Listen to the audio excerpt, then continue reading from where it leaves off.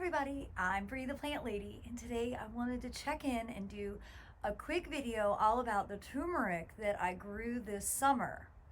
Now, I bought all of these different varieties from Southern Exposure Seed Exchange back in February at a farm conference in Middle Georgia, and they got planted in containers, I think in May, and grew out all summer and really thrived through the heat of the summer here in Central North Carolina Zone 7.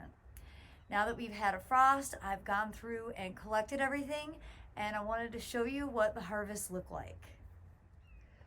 Well, we'll start here where Ava Grace is, and this is, I think, hands down the most successful. So this was sold as red turmeric, and you see I bought it on the 21st of February, and I planted it in a small pot when I bought it and kept it in a heated shed. And this one definitely produced the most amount of tuber to be able to utilize for cooking. I'm assuming this was the original tuber that is still, actively growing. And I'm definitely going to go ahead and pot this and overwinter it in the crawl space next door where I have all of my grocery store turmeric growing. Now, next to that here is yellow turmeric. And bought it obviously the same time.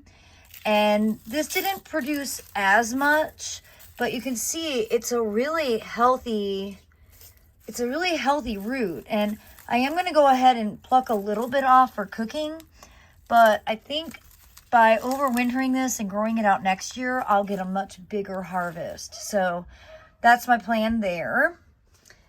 And here we have white turmeric, and this again has grown a lot. It's really great. This is actually the original tuber that I bought. You see how they just told you to write on it what it was. And all of this came from that. So I'm really pleased with this. And again, I'm definitely going to overwinter some, but I'm going to bring some in to be able to cook with. And I'd say the only one that I would say was not a success is this black turmeric, or I'm sorry, BKK turmeric. And this is the original rhizome that I bought. And from it, I only got 2 tiny pieces of new growth.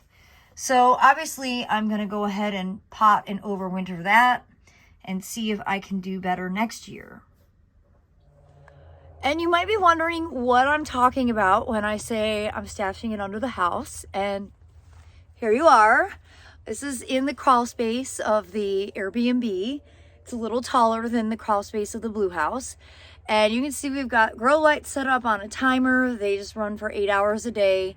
And you see lots of succulents in here, but also a combination of turmeric and ginger. And so I wanted to show you that because this here that you see sprouting is ginger that I bought from the grocery store on September 13th. I made a video about it, and you can see here it is growing, getting a really good start. At the same time, I bought a bunch of turmeric, and it is planted, but it is not growing yet. And it's possible that it'll just sit dormant for the entire winter and then start to grow once it comes outside and temperatures are warm. Remember, turmeric is a tropical plant from India and Southeast Asia, and it primarily grows with temperatures 64 Fahrenheit up to over 100 degrees. It's not a plant that's really hardy in most of North America, but it is a really great plant to grow in containers, as I think I've been demonstrating for this entire summer. Now, my original plant of turmeric is right here, and this is about 18 months old. I say that, and actually I'm not 100% sure the date that I planted this. This was also purchased from the grocery store. And this summer, I really recognized how beautiful the foliage was. It's a tropical plant. It's a curcuma. For those of you who grow curcuma in the ground as an ornamental, turmeric is a species of that, curcuma longa. And I realized, I want to grow it for the tropical foliage just as much as the edible root. I think it's a far superior plant to cannas. So my plan is to have a bunch of turmeric, you know, potted and growing. So next spring I can bring it out and I can put it in the garden strategically to utilize that foliage. Now I am really excited to eat some of the roots from these plants, and to be frank, I have no idea what the difference between white, yellow, and red turmeric is. I've only ever experienced turmeric from the grocery store, so it'll be a really fun experiment to see if there's a tangible difference. Certainly I think there might be a difference in the coloration. And I wanted to announce also that David and I have been working on setting up a new channel that's all about cooking mammal-free for everyone who's suffering from AGS, which is alpha-gal syndrome. This is a terrible, life-changing disease that is spread by a tick. I've had it for quite a long time, and it's taken a lot of lifestyle changes to be able to finally feel like I can eat and be safe and not be sick all the time. And of course, eating at restaurants is basically not even possible anymore because, well, they just use too many animal fats and there's too much contamination, and the reaction is just increasingly worse and worse.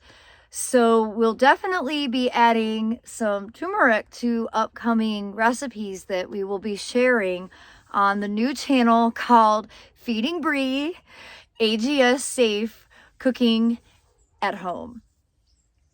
I don't know if that's actually the title. I'm literally making it up as I go. But I am happy to share that information if you have any interest in learning more about how to cook without using mammals. That includes all red meat and all dairy. It's definitely a healthy diet. I will say that. And there are a lot of really amazing different things that you can cook by just being a little bit more creative. So as always, I appreciate you tuning in, and I hope you'll be inspired by this video, and I certainly look forward to sharing some of these turmeric inspired recipes on our new cooking channel. So I hope you'll subscribe. Thanks so much for watching, everybody. Happy gardening.